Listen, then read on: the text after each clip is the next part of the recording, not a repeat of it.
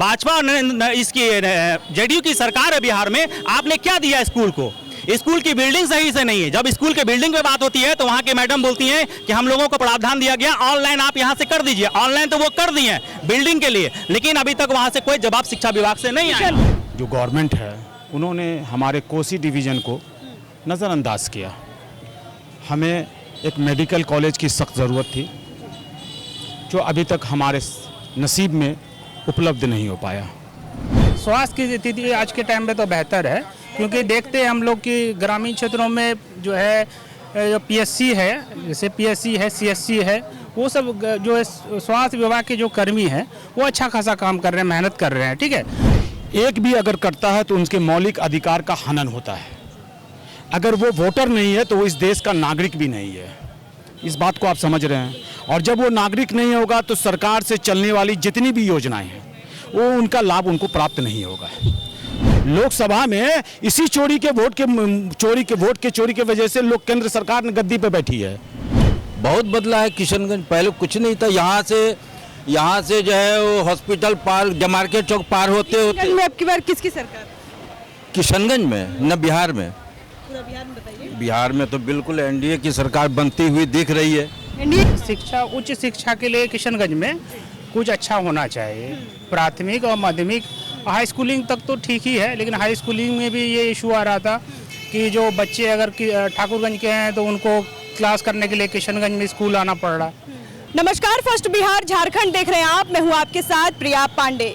बिहार में आगामी विधानसभा चुनाव अब से कुछ ही महीनों बाद होने वाले हैं। ऐसे में फर्स्ट बिहार की टीम लगातार हर एक विधानसभाओं में घूम रही है और वहां के जनता से जानने की कोशिश कर रही है कि क्या कुछ समस्याएं हैं, मौजूदा जो विधायक हैं वो कैसा काम कर रहे हैं, और साथ ही साथ यह भी जानने की कोशिश कर रही हैं कि इस बार परिवर्तन होगा या फिर जिस तरीके से कार्य चल रहा है या फिर जो मौजूदा विधायक है वही पद पर स्थापित रहने वाले हैं। इस वक्त मेरी मौजूदगी है किशनगंज में। किशनगंज एक मुस्लिम बहुल इलाका माना जाता है और यहाँ पर लगातार कांग्रेस का गढ़ भी माना जा रहा है, और यहाँ के जो मौजूदा विधायक हैं इजहारुल हुसैन जो हैं वो जीत चुके हैं और मौजूदा विधायक वही हैं। क्या कुछ उनके कार्यकाल में काम हो रहा है, किस तरीके का कार्यकाल में काम हो रहा है, लोग कितने खुश हैं, परेशान हैं, क्या समस्याएं हैं। और इस बार दिलचस्प बात यह है कि प्रदेश अध्यक्ष, भाजपा के प्रदेश अध्यक्ष दिलीप जायसवाल भी इसी किशनगंज से हैं और यहाँ पर बीजेपी का खाता तक नहीं खुल पाया है। ये बहुत दिलचस्प फैक्ट हम आपको बता रहे हैं। किशनगंज में हमारी मौजूदगी है, यहाँ के लोगों से बातचीत करेंगे, जानने समझने की कोशिश करेंगे कि आखिरकार किशनगंज में बीजेपी, जेडीयू, ये तमाम जो पार्टियां हैं उनका अभी तक खाता क्यों नहीं खुल पाया है। कहाँ से हैं? यहीं किशनगंज का रहने वाला हूँ, लाइन खान का चौक। क्या समस्या देख पा रहे हैं? किसी भी क्षेत्र को अगर क्षेत्र की हम बात करते हैं तो इंफ्रास्ट्रक्चर में आपको रोड हो गया, स्वास्थ्य संबंधी समस्या हो गया, शिक्षा से संबंधी समस्या हो गया, किस तरीके की समस्या देख रहे हैं? जिस तरह से दोहरी नीति के साथ ये बिहार की सरकार और केंद्र की सरकार दोहरा रवैया अपनाते हुए बिहार के सीमांचल में किशनगंज का जो स्थिति देखने का काम कीजिए कि स्वास्थ्य सुविधाओं से लेकर के रोड की जर्जर स्थिति से लेकर के तमाम तर चीज़ों से त्रस्त है ये इलाका। और आज आज़ादी के 79 ईयर्स होने के बावजूद भी यहाँ जो लिटरेसी रेट है इसमें कहीं ना कहीं अभी भी बहुत दूसरे ज़िला के कंपैरिजन में आज भी बहुत पिछड़ा ज़िला माना जाता है। तो कहीं ना कहीं आप देखने का काम कीजिए, जब बिहार की सरकार और केंद्र की सरकार अगर अपने सोच को, विज़न को आगे रख के इस क्षेत्र के विकास के लिए अगर कुछ सोच रखती तो कहीं ना कहीं ये क्षेत्र उन्नति और तरक्की करता। लेकिन ऐसा लगता नहीं, ऐसा प्रतीत नहीं होता है कि बिहार की सरकार को इस क्षेत्र से, इस जिला से कोई लेना देना है।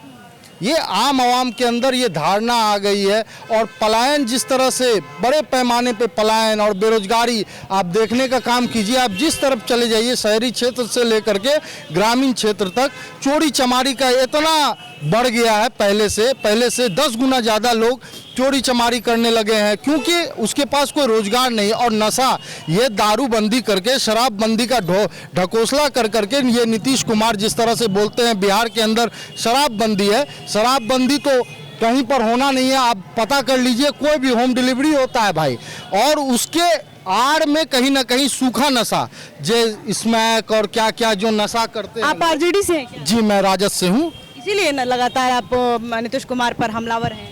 तो नीतीश कुमार पर तो हमलावर आज के डेट में भाजपा के भी लोग हैं और उनके ही पार्टी जदयू के भी लोग हैं, जो अंदर से आज नीतीश कुमार को मुख्यमंत्री का फेस बनाए भाजपा है। नीतीश कुमार अगर इतने मजबूत व्यक्ति हैं और भाजपा इतना मजबूत पूरे देश के अंदर प्रचंड मानी जाती है कि जहां लोग नहीं, विधायक नहीं है, वहां विधायक खरीद के सरकार बनाती है, तो नीतीश कुमार को बनाए मुख्यमंत्री का फेस। आप पूरे राज्य पर आ गए।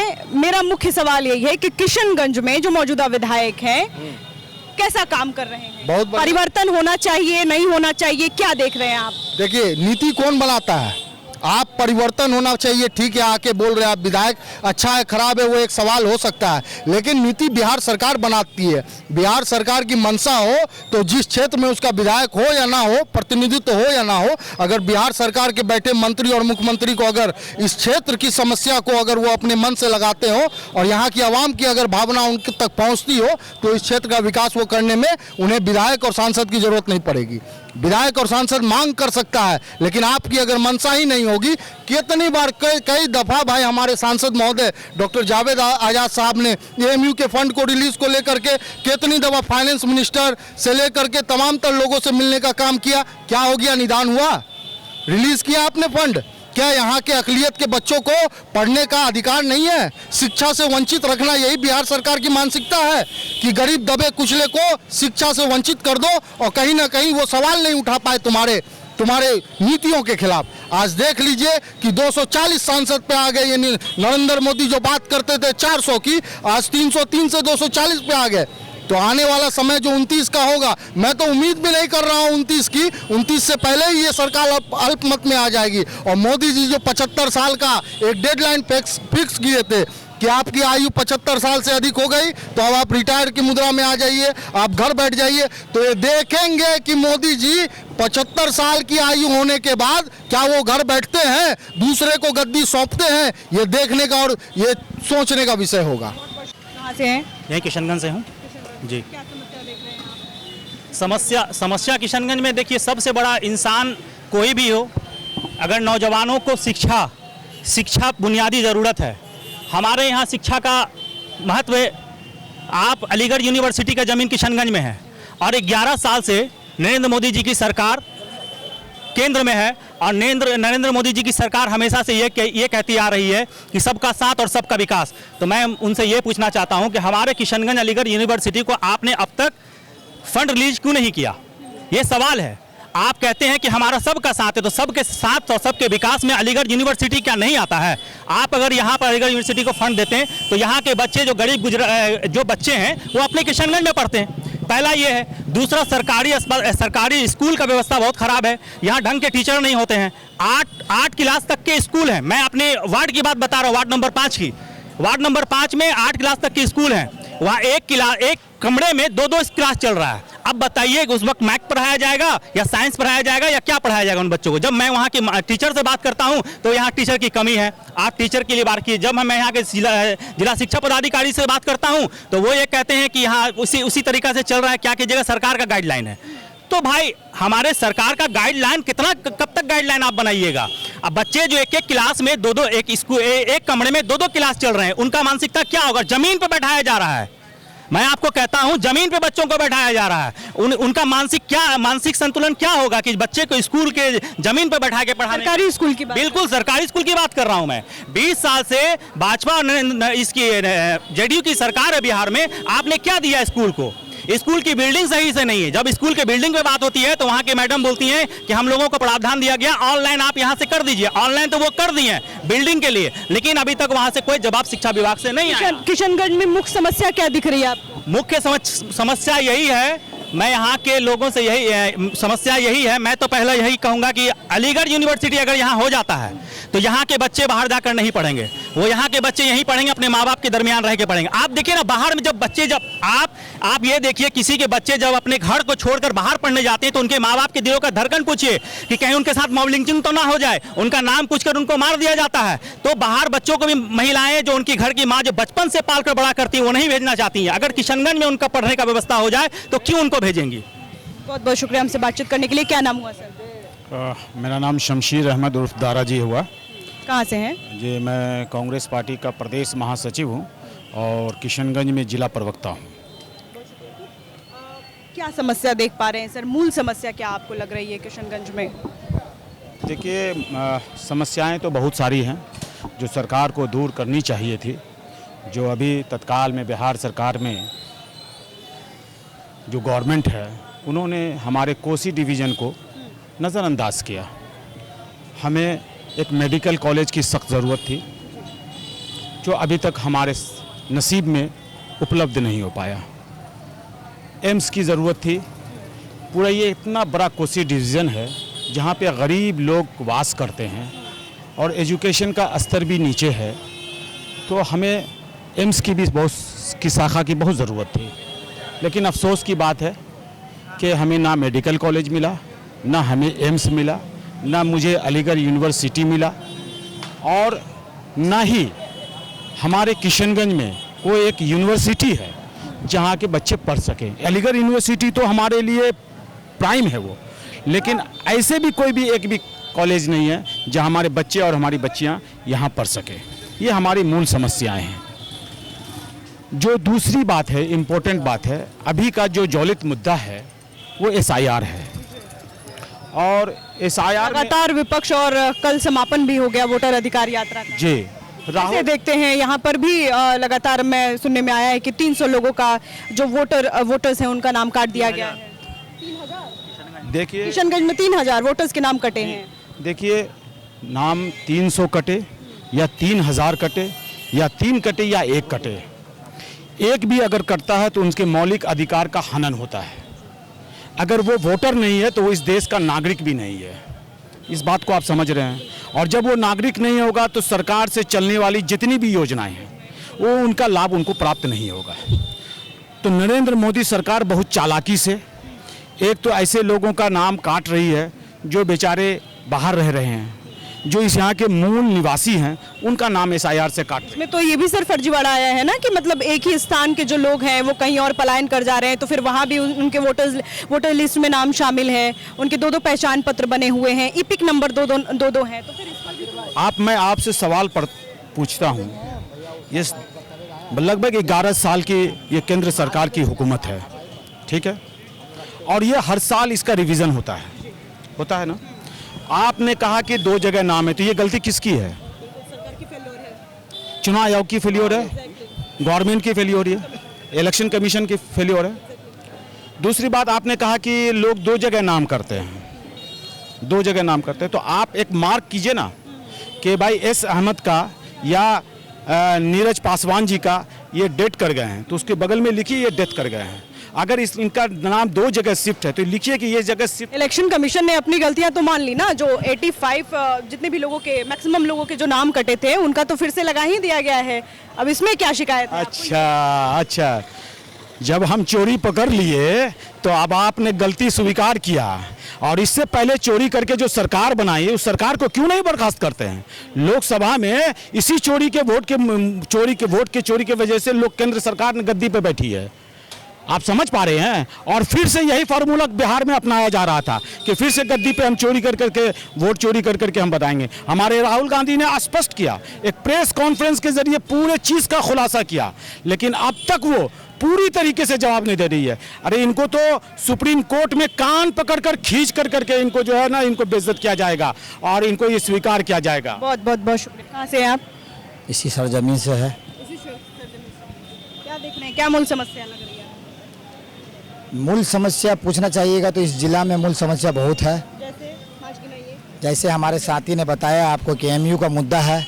जो MU का क्या मुद्दा है, जरा हमारे दर्शकों को विस्तार से बताइए। आप चलिए हमारे साथ, आप हमारे साथ चलिए, बगल में जहाँ सेंटर है आपको वहाँ दिखाएंगे कि 4 दीवारी भी है और बच्चा पढ़ भी रहा है।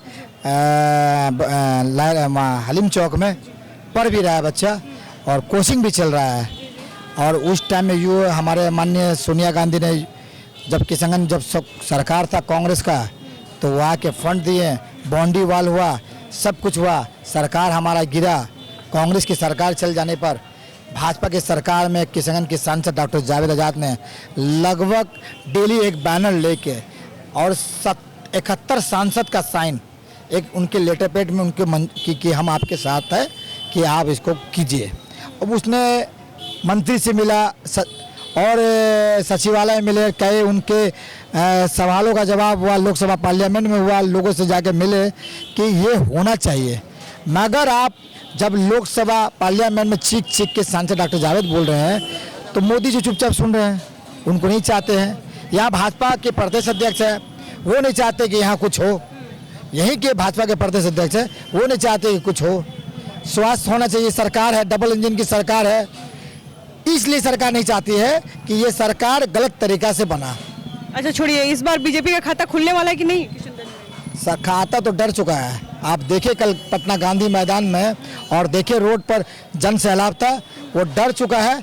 खाता बहुत दूर की सरकार, दूर दूर तक नहीं बन रहा है, महागठबंधन की सरकार बनेगी, ये तय है। और हम लोग भाजपा को इस बार यहाँ से भगाने का भी इरादा रखे हैं, तय है। बहुत बहुत। मेरा नाम मिनहाज है। कहाँ से हैं? पूर्णिया से। अच्छा, पूर्णिया विधानसभा। जी जी। किशनगंज में क्या कर रहे हैं? किशनगंज में जॉब करते हैं। किशनगंज में जॉब करते हैं। जब हम पूर्णिया विधानसभा में भी गए थे तो वहाँ पर भी लोग अलग अलग प्रदेशों से, राज्यों से जॉब करने के लिए आए हैं। किशनगंज में किस तरीके का जॉब आप कर रहे हैं? हम कार्यपालक सहायक हैं। हाँ। क्या समस्या देख रहे हैं, कितने सालों से हैं? समस्या क्या है, जो आधारभूत जो समस्या है लोगों की, तो वही जस की तस है, उसमें सुधार होना चाहिए। जैसे कोई एक मूल समस्या। हाँ, यहाँ पे देखिए, शिक्षा उच्च शिक्षा के लिए किशनगंज में कुछ अच्छा होना चाहिए। प्राथमिक और माध्यमिक, हाई स्कूलिंग तक तो ठीक ही है, लेकिन हाई स्कूलिंग में भी ये इशू आ रहा था कि जो बच्चे अगर ठाकुरगंज के हैं तो उनको क्लास करने के लिए किशनगंज में स्कूल आना पड़ रहा। तो जो महिलाएं हैं, लड़कियां हैं, वो अगर जो है हाई स्कूलिंग करती हैं स्कूल में या कॉलेज में एडमिशन कराना है तो उनको पूर्णिया में जाना पड़ता है एडमिशन कराने के लिए। उनको तो इस किशनगंज में मिलना चाहिए ना, कॉलेज और स्कूल। एजुकेशन हमारा बेसिक है ना, वो अधिकार है, वो हमको हमारे घर पे कम से कम मिलना चाहिए। उसके अलावा चीज़ें तो लोग खुद ही अरेंज कर रहे हैं, चीज़ें खुद कर रहे हैं, आगे बढ़ने की कोशिश कर रहे हैं। हम देखते हैं 4 मंजिला बिल्डिंग है कॉलोनी में, वहाँ सड़क नहीं है, तो हम टैक्सेस तो दे रहे हैं ना। तो जब वहाँ पे लोन ने इतना विकास किया है, यानी कि वहाँ डेवलपमेंट लोग खुद अपने लेवल पर कर रहे हैं, तो गवर्नमेंट को भी ध्यान देना चाहिए ना कि ये इस एरिया में अगर डेवलपमेंट हो रहा है तो हम सड़कें भी दें, नाले की व्यवस्था करें। जल निकासी सबसे बड़ा समस्या यहाँ पर है, जबकि किशनगंज में देखेंगे आप कई क्षेत्रों में नहर है, नदी है, ठीक है, पानी की कोई दिक्कत नहीं है, ठीक है, लेकिन जल जमाव सबसे बड़ी समस्या है, जिसके कारण रोडें चलती नहीं है, 2 से 3 साल में पूरा बर्बाद हो जाता है, ठीक है। तो हमारा खुद का अपना ही ना, हमारे देश का ही राजस्व का नुकसान हो रहा है ना, कि सड़कें बना रहे हैं, नाला नहीं उसके साथ बना रहे हैं। हाँ, नाले के वो पानी जल जमाव के कारण सड़क तो 1 साल में तो ख़त्म हो जाएगी, 1 सीज़न में। ये सब चीज़ें हैं जो देखना चाहिए। गवर्नमेंट तो अपना काम कर रही है। स्वास्थ्य की स्थिति क्या है? स्वास्थ्य की स्थिति आज के टाइम में तो बेहतर है, क्योंकि देखते हैं हम लोग कि ग्रामीण क्षेत्रों में जो है PSC है, जैसे PSC है, CSC है, वो सब जो है स्वास्थ्य विभाग के जो कर्मी हैं वो अच्छा खासा काम कर रहे हैं, मेहनत कर रहे हैं, ठीक है। आशा ANM और जो JNM सब कोई अच्छा काम करते हैं, लेकिन कई बार आप देखिए ग्रामीण क्षेत्र में जाएंगे, उनके बैठने की व्यवस्था नहीं है। टीकाकरण बैग झोला ले करके वो चल रही हैं इधर से उधर। एक व्यवस्था होनी चाहिए ना। कभी पंचायत में अपना शिविर लगाते हैं, कभी स्वास्थ्य केंद्र है तो है, नहीं तो चौपाल में जाके बैठती हैं। क्यों वो चौपाल में जाके बैठेंगे? उनके लिए पूरी व्यवस्था होनी चाहिए ना। अभी हम, thank you so much sir हमसे बातचीत करने के लिए। क्या नाम हुआ? मेरा नाम कादिर परवेज। कहाँ से हैं? किशनगंज, धर्मगंज। किशनगंज से। क्या मूल समस्या देख रहे हैं आप? हम देख रहे हैं कि कांग्रेस की सरकार बनना चाहिए इस बार। कांग्रेस की ही सरकार नहीं? जी। बीजेपी ने सरकार ने कुछ किया नहीं, हम लोगों को कांग्रेस की ही सरकार ठीक लगता है। सिखाया है क्या? इसे बोल रहे हैं? नहीं मैडम, मैं अपने बोल रहा हूँ। ऐसे बोल रहे हैं जी, कांग्रेस की सरकार से? हम अपना मन से ही बोल रहे हैं। नहीं, कांग्रेस की सरकार रहने से ठीक रहेगा। हम लोग को सब कांग्रेस को इलेक्शन में वोट दें। सब लोग शिक्षा की बात कर रहे हैं, आप कांग्रेस पे चले गए क्या नाम हुआ सर? मेरा नाम प्रदीप कुमार साहा। कहाँ से हैं? किशनगंज जी। क्या समस्या देख रहे हैं? कितने सालों से हैं यहाँ पे? वाह, मेरा तो जन्म यहाँ है, पढ़ा लिखा हूँ यहाँ, सारा ग्रेजुएशन एजुकेशन से किशनगंज की धरती से है। कितना बदलते हुए देख पा रहे हैं अपने आंखों से किशनगंज? वाह, बहुत बदला है किशनगंज। किशनगंज में आज से 50 साल पहले कुछ भी नहीं था। इसको लोग काला पानी का सजा के तौर पे देखा जाता था किशनगंज जिला को, कि अगर किसी का अगर सजा देना हो तो वो किशनगंज जिला में भेज दो। ये काला पानी का इलाका था। पानी अगर एक महीना अगर आपका कि यहाँ नहा लिए ना तो गंजी आपका लाल हो जाता था, दांत लाल लाल हो जाता था। क्या ये तो कैसे लाल होता था? पानी में आयरन था ना। यहाँ का पानी में सिर्फ आयरन ही था। अब आयरन निकल गया, अभी बिल्कुल साफ हो गया है। बहुत बदला है किशनगंज, पहले कुछ नहीं था। यहाँ से जो है वो हॉस्पिटल पार, मार्केट चौक पार होते होते में अब की बार किसकी सरकार? किशनगंज में न बिहार में? पूरा बिहार में बताइए। बिहार में तो बिल्कुल एनडीए की सरकार बनती हुई दिख रही है। एनडीए की सरकार? बिल्कुल एनडीए की सरकार महागठबंधन की सरकार आने वाली। अपना अपना विचार है, अपना अपना सोच है। आप एनडीए? हाँ, मैं एनडीए ने मुझे दिख रहा है। आप किसको वोट देंगे? बिल्कुल मैं तो एनडीए के पक्ष में हूँ, नीतीश कुमार जी। बड़ा मुस्किया रहे हैं जब हम क्वेश्चन पूछ रहे हैं, तो क्या नाम हुआ आपका? मनोज शाह। कितने सालों से दुकान लगाए? बहुत दिन से काम कर रहे हैं। बहुत दिनों से काम कर रहे हैं। बचपन से यहीं पे किशनगंज में? जी। यही आपका दुकान? जी। कितने की कमाई हो जाती होगी? रोज का 300-400 रुपये देते हैं। इतना बड़ा खोल के 300-400 रुपए का कमाई होता होगा, बहुत कमाई हो जाता होगा। जी, गरीब आदमी है सर। अरे नहीं, ऐसे कैसे गरीब आदमी? और बताइए क्या देख रहे हैं समस्या, कितना परिवर्तन हुआ है किशनगंज में? बहुत अच्छा हुआ है। बहुत अच्छा हुआ है। और क्या परिवर्तन होना चाहिए? लोग शिक्षा को लेकर के बार बार बोल रहे हैं।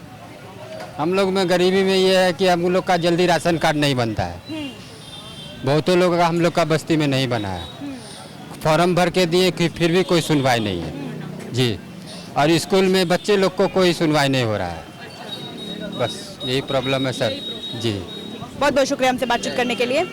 हमारी मौजूदगी अभी किशनगंज विधानसभा में थी और यहाँ पर जो लोग हैं वो लगातार इस बात को दोहराते हुए नजर आ रहे हैं कि जो यहाँ पर शिक्षा व्यवस्था जो है वो मौजूदा जो स्थिति है शिक्षा व्यवस्था को लेकर के यहाँ पर लोग काफ़ी सक्रिय हैं। और जो एएमयू है, अलीगढ़ मुस्लिम यूनिवर्सिटी, लगातार ये मांग करते हुए आ रहे हैं कि जो शिक्षा कोष है उस पर जो सरकार है वो उस पर ध्यान दे, ताकि जो बच्चे हैं वो इस अपने ही क्षेत्र में पढ़ाई लिखाई करने के लिए आए, ना कि किसी दूसरे राज्यों में जाकर के पलायन करें। चूँकि एक लोगों का कहना भी था, यहाँ के जो किशनगंज के जो निवासी हैं, मैंने आपको सुनाया, दिखाया, समझाया कि किस तरीके से मॉब लिंचिंग की भी वो बातें करते हुए नजर आ रहे हैं। अपने अपने सभी के मत होते हैं, अपना अपना सभी के विचार होते हैं। बहरहाल फर्स्ट बिहार की टीम जो है वो लगातार हर एक विधानसभाओं में घूम रही है, आपको दिखा रही है, समझा रही है कि किस तरीके से जो लोग हैं, जिस विधानसभा में हम जा रहे हैं वहाँ के लोग की मिजाज क्या है, वहाँ के लोगों की मिजाज क्या है, वो भी हम आपको अपने चैनल के माध्यम से दिखा रहे हैं। हमारी मौजूदगी किशनगंज में थी और इसी के साथ इस खबर में इतना ही। ऐसे ही तमाम खबरों के लिए आप देखते रहे first Bihar Jharkhand. Panorama group, जो सोचता है वो करता है, आपके अपने सपनों का आशियाना। ये लो मुंह मीठा करो, आज मैंने अपना जॉब छोड़ दिया, अब हम पूर्णिया वापस जाएंगे। जॉब छोड़ दिया है? मतलब ये घर कैसे चलेगा? हम करेंगे क्या? और माँ बाबूजी क्या बोलेंगे? इसलिए मैं एक और मिठाई का डब्बा लाया। अपने बिजनेस के लिए लोन अप्रूव हो गया। अरे लोन अप्रूव हो गया वो तो ठीक है, लेकिन पूर्णिया में हम रहेंगे कहाँ? अपना घर भी तो नहीं है वहाँ। इसलिए तो एक और मिठाई का डब्बा अलग से लाया हूँ।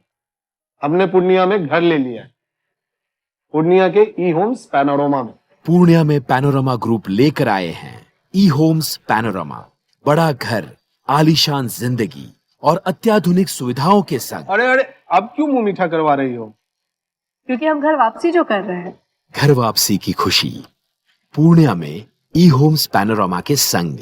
ई homes panorama, luxurious lifestyle redefined.